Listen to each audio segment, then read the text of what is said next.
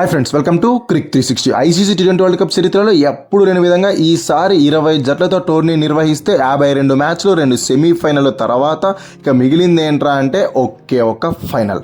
And ఈ blockbuster ఫైనల్లో తలపడడానికి ప్రపంచంలోనే 2 స్ట్రాంగెస్ట్ జట్లైన India and New Zealand world's biggest stadium అయిన నరేంద్ర మోదీ స్టేడియంలోకి అడుగు పెట్టబోతున్నారు.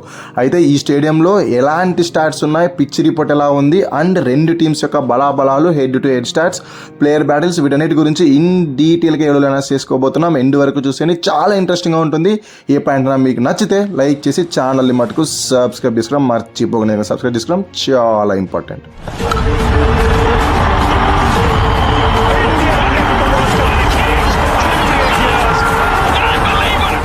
First things first, Narendra Modi cricket stadium అనగానే మనకి టక్కున గుర్తొచ్చేది 2023 ODI world cup final losing మూమెంట్సే.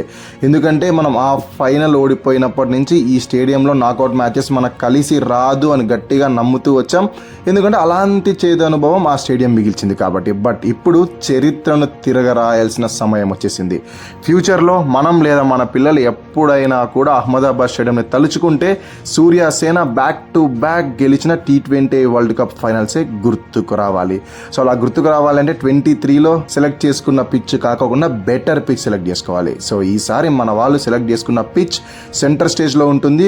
Black soil and red soil mix అయిన పిచ్ కాబట్టి ఈసారి బాల్ అద్భుతంగా బ్యాట్ పైకి వస్తుంది. ఫస్ట్ బ్యాటింగ్ చేసే టీం 190 to 200 మధ్యలో పోస్ట్ చేస్తే తప్ప గేమ్లో అలైవ్గా ఉండరు.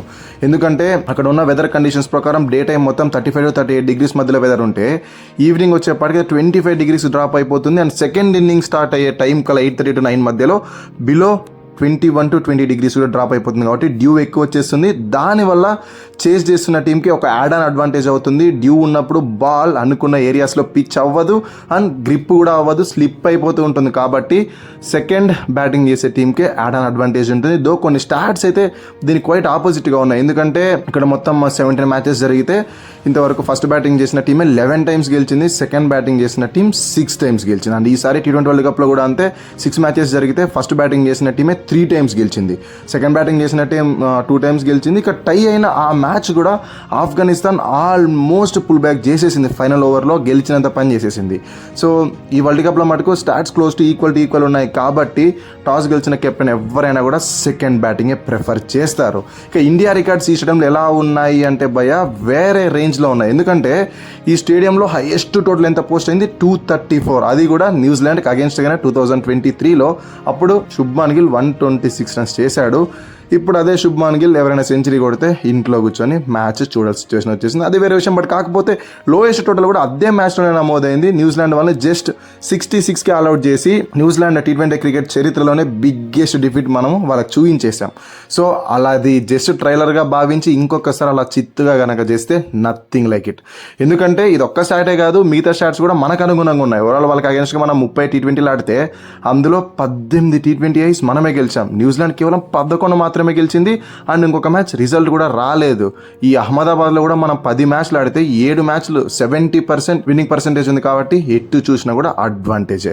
అండ్ రీసెంట్గా న్యూజిలాండ్తో కంక్లూడ్ అయిన సిరీస్లో కూడా 4-1 తేడాతో గెలిచాం. అండ్ అంతకుముందు ఛాంపియన్స్ ట్రోఫీలో కూడా మనమే వాళ్ళపైన విజేతలుగా నిలిచాం. వేరే 2023 సెమీఫైనల్లో కూడా మనమే విజేతలుగా నిలిచాం. పై నుంచి కింద దాకా ఎటు చూసినా కూడా న్యూజిలాండ్ పైన మనకి కంప్లీట్ అడ్వాంటేజ్ ఉంది. బట్ ఒకే ఒక స్టార్ట్ మటుకు మనల్ని చాలా తీవ్రంగా కలవరపెడుతుంది. ఏంటి అంటే న్యూజిలాండ్ వాళ్ళు ఓవరాల్గా T20 వరల్డ్ కప్స్లో మనకు అగేన్స్ట్గా 3 సార్లు తలబడితే 100% విన్నింగ్ పర్సెంట్తో వాళ్ళు 3 సార్లు మనపైన గెలిచారు. బట్ కాకపోతే అప్పుడు వేరే టీం, వేరే ప్లేయర్స్. ఇప్పుడు మన టీమిండియా చాలా స్ట్రాంగ్గా కనిపిస్తూ ఉంది. టాప్ టు బాటం ప్రతి ఒక్కరు ఫామ్లో ఉన్నారు. కాబట్టి అది వాళ్ళకి కాస్త యాడ్ ఆన్ అడ్వాంటేజ్గా కనిపించినప్పటికీ మిగతా స్టాట్స్ మటుకు మన వాళ్ళు మైండ్లో పెట్టుకుంటే విజృంభించే అవకాశం ఉంటుంది. ఇక 2 టీమ్స్ యొక్క జర్నీ T20 వరల్డ్ కప్ ఎలా జరిగింది అంటే ఫస్ట్ గెస్ట్ల గురించి మాట్లాడుకుందాం. న్యూజిలాండ్ వాళ్ళు మొత్తం 8 మ్యాచ్లు ఆడితే అందులో 5 మాత్రమే గెలిచారు, 2 ఓడిపోయారు, 1 నో రిజల్ట్గా మిగిలింది. బట్ కాకపోతే లాస్ట్ మూమెంట్లో ఎన్ఆర్ఆర్ వాళ్ళకి అనుగుణంగా ఉండి దాంతోపాటు పాకిస్తాన్ కోఆపరేట్ చేయడంతో వాళ్ళు ఈజీగా సెమీఫైనల్ దాకా రాగలిగారు. బట్ సెమీఫైనల్ స్టోరీ మటుకు different story. T20 world cup హిస్టరీలోనే ఈ మ్యాచ్ అండ్ ఫిన్నల్ ఆడిన ఆ నాగ్ గురించి చెప్పుకుంటూనే ఉంటారు. ఎందుకంటే సౌత్ ఆఫ్రికా వాళ్ళు 168 రన్స్ నిర్దేశిస్తే వాళ్ళ వద్ద ఉన్న బౌలర్స్కి డిఫెండ్ చేసుకోవడం కష్టంగా కనిపించినప్పుడు కనీసం డెత్ ఓవర్స్ దాకా వెళ్తుంది, 78 ఓవర్స్ వరకు అనుకున్నాం. బట్ 17, 18 ఏంటి 13 ఓవర్స్కే ఆ రన్ చేసి కేవలం ఒక్క వికెట్ మాత్రమే కోల్పోయి చేజ్ చేసి సౌత్ ఆఫ్రికాని చెరుకు మిషన్లో పెట్టినట్లు క్రషింగ్ చేసి మరీ పంపించేశారు. అంత దారుణంగా ఆ మ్యాచ్లో సౌత్ ఆఫ్రికాని అయితే ఓడించేశారు. దానికి గల కారణం ఫిన్నల్ అనే చెప్పుకుంటున్నాం కదా. టోటల్గా 33 బాల్స్లోనే 100 రన్స్ చేసి T20 వరల్డ్ కప్ హిస్టరీలోనే ఫాస్టెస్ట్ సెంచరీ చేసిన ప్లేయర్గా అయితే ఆ మ్యాచ్లో రికార్డ్ క్రియేట్ చేశాడు. అండ్ ఓవరాల్గా టోర్నీ ఆద్యంతం కూడా ఫిన్నల్ అనే వాళ్ళకి స్ట్రాంగ్ ఓపెనర్గానే పర్ఫార్మెన్స్ చేస్తున్నాడు. కీ ప్లేయర్గా మారిపోయాడు. ఇప్పటికే 280+ రన్స్ స్కోర్ చేస్తున్నాడు.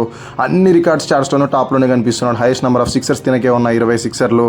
అండ్ దాంతోపాటు highest number of strike rates chart బోర్డ్లో కూడా ఫస్ట్ ప్లేస్లో ఉన్న 200+.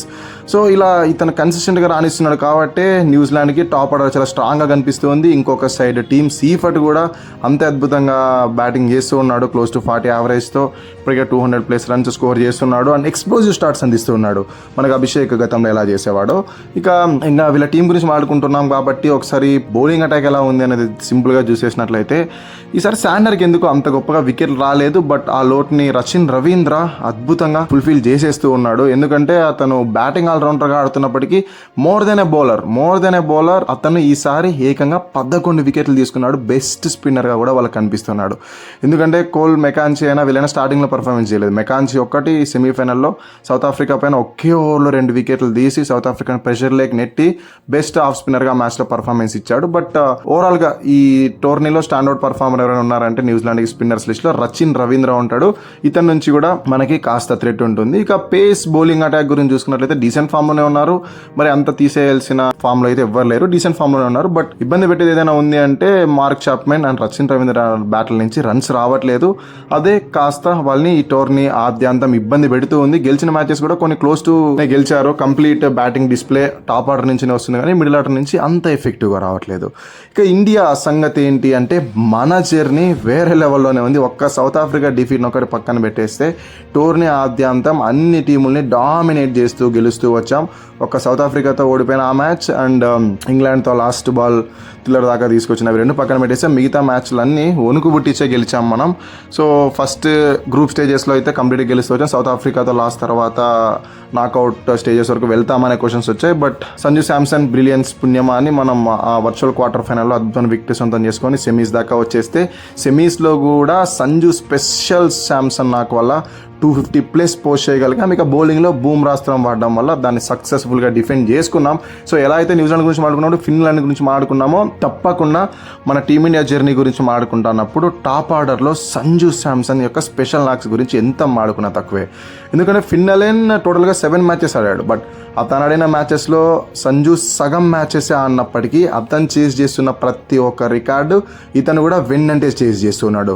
ఇతను కూడా టాప్ హైయెస్ట్ రన్ గెటర్స్ లిస్ట్లో టాప్ 10లో ఉన్నాడు. దాంతోపాటు హైయెస్ట్ నెంబర్ ఆఫ్ సిక్సర్స్లో 16 సిక్సర్స్తో సెకండ్ ప్లేస్లో ఉన్నాడు. హైయెస్ట్ స్ట్రైక్ రేట్లో కూడా అంతే 100తో సెకండ్ ప్లేస్లో ఉన్నాడు. సో వాళ్ళకి ఫిన్నర్ ఎంత ఇంపార్టెంటో మనకు సంజు శాంసన్ అంతకన్నా డబుల్ ఇంపార్టెంట్. ఎందుకంటే అభిషేక్ శర్మ బ్యాట్ నుంచి రన్స్ రావట్లేదు కాబట్టి.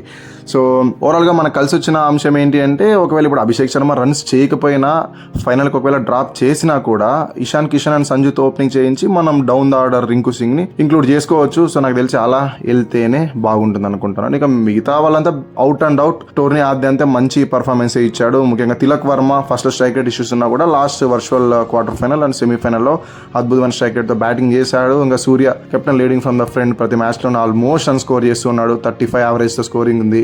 ఇక Shivam Dube consistent performer, back to back 40+ scores అయితే పోస్ట్ చేస్తున్నాడు. హార్దిక్ పాండ్యా ఇతనికి స్టేడియంలో అద్భుతమైన పర్ఫార్మెన్సెస్ ఇచ్చిన ఎక్స్పీరియన్స్ ఉంది. అండ్ సర్ప్రైజింగ్లీ ఇండియా తరపు నుంచి బెస్ట్ బౌలింగ్ ఫిగర్స్ స్టేడియంలో నమోదు చేసింది కూడా హార్దిక్ పాండ్యానే, 4 for 16. సో ఇవన్నీ కనుక కలిసి వచ్చి వీళ్ళందరూ కనుక ఫైర్ అయితే మన వాళ్ళు ఈ ఫైనల్లో కూడా ఖచ్చితంగా వికెట్లు అయితే సొంతం చేసుకుంటారు. ఎందుకంటే బ్యాటింగ్ డిపార్ట్మెంట్ ఎంత స్ట్రాంగ్ ఉందో బౌలింగ్ డిపార్ట్మెంట్ కూడా అంతే స్ట్రాంగ్గా ఉంది. మన వద్ద ఫస్ట్ నుంచి చెప్పుకున్నట్లు బూమ్రా అనే ఒక స్పెషల్ అస్త్రం ఉంది కాబట్టి ఏ టీం వద్ద లేని బౌలర్ మన సొంతం కాబట్టి మనకు ఒక ఎక్స్ట్రా 10% అండ్ అడ్వాంటేజ్ ఉంటుంది. సో అదే వాళ్ళని ప్రెషర్లోకి పెట్టేసింది. అండ్ ఇంకొక విషయం ఏంటి, మనల్ని కలవరబెట్టే అంశం ఏంటి అంటే బ్యాటింగ్లో అభిషేక్ శర్మ అనుకున్నాం కదా, ఇప్పుడు ప్రజెంట్ బౌలింగ్లో వరుణ్ చక్రవర్తి చాలా పూర్ ఫామ్లో ఉండే. లాస్ట్ 4 మ్యాచ్ల నుంచి తీసుకుంటే ప్రతి మ్యాచ్లోనూ 10 రన్స్ పైన 10 రన్స్ లీక్ చేస్తూ వచ్చాడు. సో ఇప్పుడు అతను హై టైం ఖచ్చితంగా ఫామ్లోకి రావాల్సిన అవసరం ఉంది. లాస్ట్ మ్యాచ్లో కనుక ఫైనల్లో కనుక అతను పర్ఫార్మెన్స్ ఇవ్వకపోతే మనం చాలా ఇబ్బంది పడాలి. వేరే ఇంకో సైడ్ అక్షర్ పటేల్ 7 వికెట్లు తీసుకున్నప్పటికీ ప్రాపర్గా అంటే మ్యాచ్ విన్నింగ్ పర్ఫార్మెన్స్ ఇంకా అక్షర్ పటేల్ నుంచి డ్యూ ఉంది. వరుణ్ చక్రవర్తి ఫెయిల్ అయ్యి అక్షర్ పటేల్ కనుక ఫెయిల్ అయితే రేపు మిడిల్ ఓవర్స్లో మనం చాలా ఇబ్బంది పడాల్సి ఉంటుంది.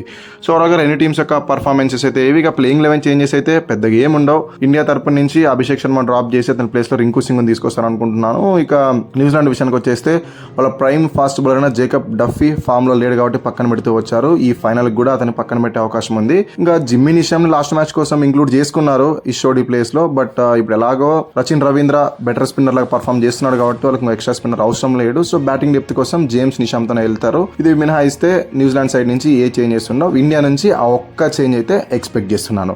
సో ఓవరాల్గా కంప్లీట్గా రెండు టీమ్స్ యొక్క పర్ఫార్మెన్సెస్ అండ్ ప్రజెంట్ రెండు టీమ్స్ యొక్క form along with their players. So ఇక బ్యాటిల్స్ ఎలా ఉంటాయి అంటే అందరు గెస్ట్ చేసే బ్యాటిల్సే. ఫిన్నల్ అండ్ సూపర్ ఫామ్లో ఉన్నాడు కాబట్టి స్టార్టింగ్ బూమ్రా బౌలింగ్ మనకు చాలా కీలకంగా మారిపోతుంది. వెరాజ్ మన స్పిన్నర్స్ ఫామ్లో లేరు వరుణ్ చక్రవర్తి. సో అటువైపు నుంచి గ్లెన్ ఫిలిప్స్ మిడిల్ ఓవర్స్లో ఎలా ట్యాకిల్ చేసి ఆడతాడు, వరుణ్ చక్రవర్తి నుంచి ఎలా రన్నులు పిండుకుంటాడు, లేదా మన వాళ్ళు అతను ఎలా అడ్డుకుంటారు అనేది కూడా ఒక కీ బ్యాటిల్గా మనం వెయిట్ చేసి చూడొచ్చు. ఎందుకంటే న్యూజిలాండ్ వాళ్ళు బెటర్ స్పిన్ ప్లేయర్స్. సో ఇప్పుడు అసలే వరుణ్ చక్రవర్తి ఫామ్లో లేడు కాబట్టి అది వాళ్ళకి యాడ్ ఆన్ అడ్వాంటేజ్ అవ్వచ్చు. అండ్ ఇంకొక విషయం ఏంటంటే సంజయ్ శాంసన్ డ్రీమ్ ఫామ్లో ఉన్నాడు. బ్యాక్ టు బ్యాక్ 2 పెద్ద హాఫ్ సెంచరీలు స్కోర్ చేశాడు. సో దానివల్ల అతనిపైన ఎక్కువ రిలే అవుతూ ఉన్నట్లుంది. సో ఈ ఫైనల్ మ్యాచ్లో కనుక సంజు ఫెయిల్ అయితే మనం చాలా స్ట్రగుల్ అవ్వాల్సి ఉంది.